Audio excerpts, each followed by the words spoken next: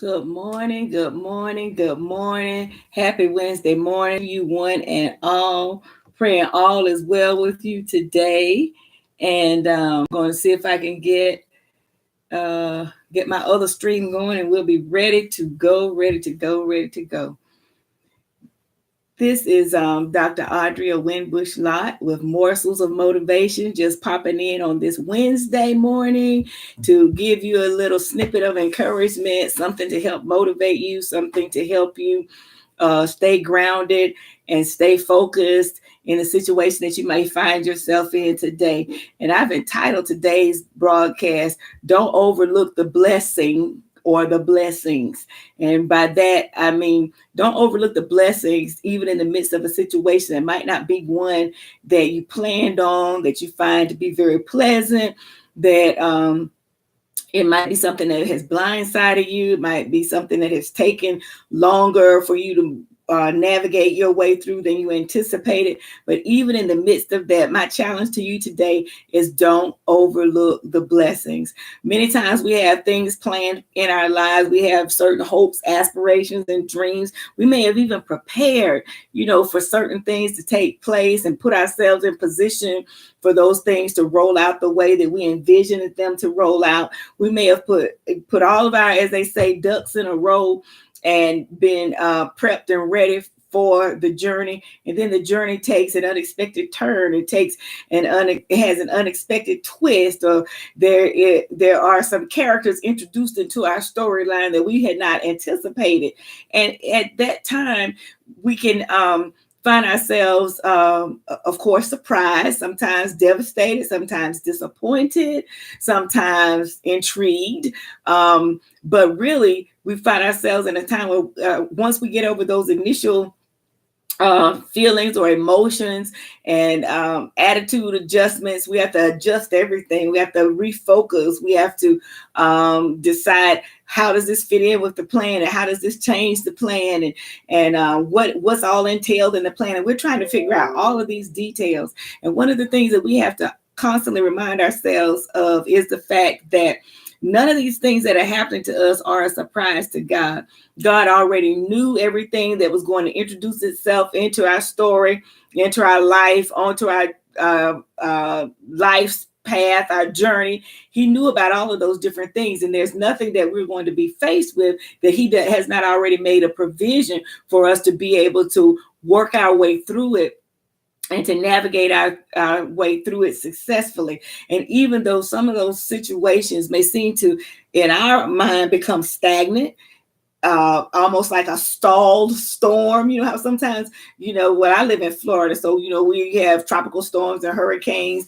And there are times where a storm will just stall and it'll just sit over that certain area instead of just moving on through. So sometimes it may seem like you're going into something and you're like, okay, well, this is a storm. Okay, I can handle this. Okay, God, I know you got me. And, you're well equipped and well prepped, with your scriptures and your positive confessions, your affirmations, all of the right things that you know to do, and not making light of any of that. Those are the things that we do. And yet it seems like, okay, this is taking so long. It's like the storm has stalled. I'm not even just finding myself in the midst of a storm, or I'm not even in a situation where the storm is passing through. I'm in a situation where the storm seems to be sitting on me. And so what is it that's going on? What is it that I have to do? And if you're not careful, you can become so discouraged in the midst of that stalled storm. But in the midst of those situations, I challenge you today, step back and take the glasses off, the lenses off through which you're looking at the situation right now, and put on a different set of lenses and ask God to let you see the blessings in the midst of it. What are the blessings? What is the blessing? There might just be one thing. Lord, just show me one positive thing about this situation. And then you'll be able to count that blessing, and it almost is as if God will give you that little shot in the arm, the very thing that you need to keep pushing positively through your storm, rather than looking at it as if it is an endless storm, one that's going to just be, swirling around you know, for an extended, prolonged period of time with no end in sight. And last night, and there was a group meeting that I was involved in. And in this group, you know, we were encouraging some mothers who are in some situations that have come about as a result of the choices that their children have made. And some of those situations are really just, you know, heartbreaking. Some of those situations, you can understand why a mother would feel as if she's at the end of her rope, that she has nothing else to give, that all of the life is being drained out of her.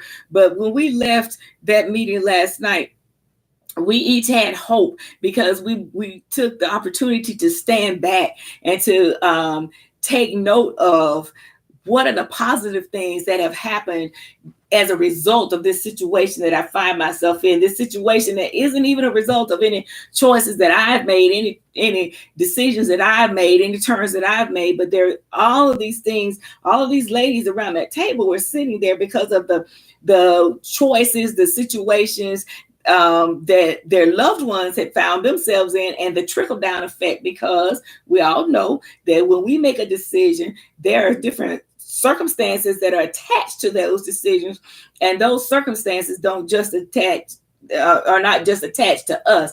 They end up affecting anybody that's attached to us, and with that trickle down effect. And one of the ladies, and the reason that this came up was because one of the ladies is as dire as her situation appears to be in the natural. She was able to declare that she knows that her walk with the Lord would not be what it is now had it not been for this situation. Now, she would have gladly skipped over the situation. Now, mind you, it's nothing that she would have wanted for herself, or that she would have wished on anybody else. But she has chosen to put on those different lenses and to look at it differently. And she understands that there is something good that has come out of this. My walk with the Lord would not be what it is. I've learned how to release things, give things totally over to God that are completely out of my control. I've learned how to set up boundaries, to do some self-care, to take care of myself, to make sure that the enemy doesn't destroy each and everything and person that's attached to this particular situation. So what I'm saying to you is, I challenge you, wherever you find yourself, whether it's in a personal situation, whether it's in your job situation, whether it's in your situation, maybe to the ministry that you're attached to, that you're a part of, whether it's something that's going on in your family that is not favorable, that is not comfortable, that isn't fair, stand back and take note and see what is the blessing. What is the blessing? I'm not going to overlook the blessing, because I know that what the enemy has meant for evil, God has already turned it around for my good. But my job is to locate it, to see it, to search it out, to find out what that good thing is. And then I can rest in the assurance that if God has already turned this situation, that this thing will pass, this too will pass, and that I won't be here forever. And that even in the midst of this fire, in the midst of this situation, in the midst of this unwelcome, uncomfortable, just ugly or just undesirable circumstance, I can still do as the word says. I can count it all joy when I fall into these situations, when these trials, these challenges, these devastating things, these unexpected things, these heartbreaking things, these feelings of betrayal, abandonment, whatever it is that you're dealing with, you can count it all joy. I can count it all joy when I get into these situations, because I know that this is just the trying of my faith, and that it's going to work out some patience. And in the midst of it, my faith is being built. My trust in him is being built. My ability to take my eyes off the situation and off the circumstance and focus only on him, that's being developed. And what happens is, once I get from this situation and go into another situation, I'm already stronger. I'm already, as we said, built for this. There were a couple of ladies at the table last night who said that they had some devastating, horrific things to happen to them in their childhood, and going through these situations with their loved ones had triggered some things, had triggered some emotions, had brought some things back to the surface that, they thought they were healed from. And yet, and in the natural, that would look like that's just the most awful thing that can happen. But when you step back and you look at it, it can appear totally different. And before I knew it, it had already come out of my mouth. You're built for this. You've been through this, and this, and no, it wasn't good, but you're built for this more so than some of the rest of us, because you're still here. You're a survivor. And not only that, you are attempting to walk through this with the character, the dignity, the integrity of Christ, knowing that nothing is happening to you that God has not already seen in advance, and giving you the provision, the grace, everything that you need to make it through this particular season. He's already got it in place. So anyway, be encouraged. Don't overlook your blessings. Don't look at everything through that negative lens. Ask God to give you a different eye, a different lens, a different sense, a different viewpoint. Ask him to help you to rise above the situation so you can look down on the situation and you can see it. You can see the big picture. You can see the goodness of God at work, even in the midst of the most trying times. Don't let the enemy rob you of your joy. Don't let him rob you of your peace. Don't let him rob you of your mental health, your mental well-being, your emotional well-being, your physical well-being. He knows that when we end up with worry and care and anxiety and hopelessness and helplessness, our best friends, one on each arm, that he's taking us down a path that's going to cause us to lose what is ours, which is a part of the promise, that we would have an abundant life, that we not only have life, but have it more abundantly, to the full and to the overflow. And that, as in First John, what it says, beloved, I wish above all things that thou may prosper and be in good health. Don't let the enemy steal your health, mental, emotional, or physical health, or spiritual health. Those 4 areas, they're all interwoven. They're all interlocked.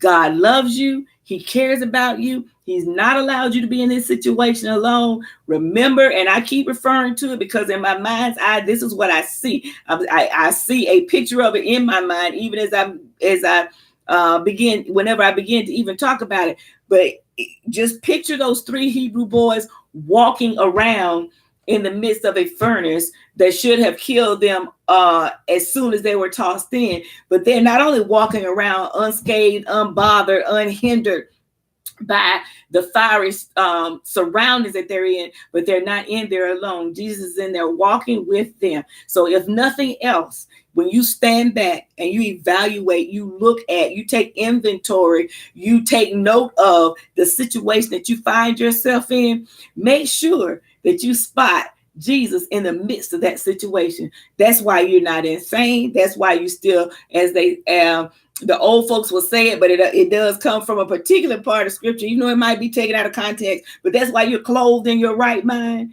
That's why you're even watching me right now, because you're reaching for hope. You're hoping for hope. You need some motivation. God is at work in your situation. He's giving you what you need in order to make it through this particular situation, this particular circumstance. And even if you're not in one of these situations, one of these circumstances now, he's giving you the information so you can pass the encouragement on to someone else. That's one thing.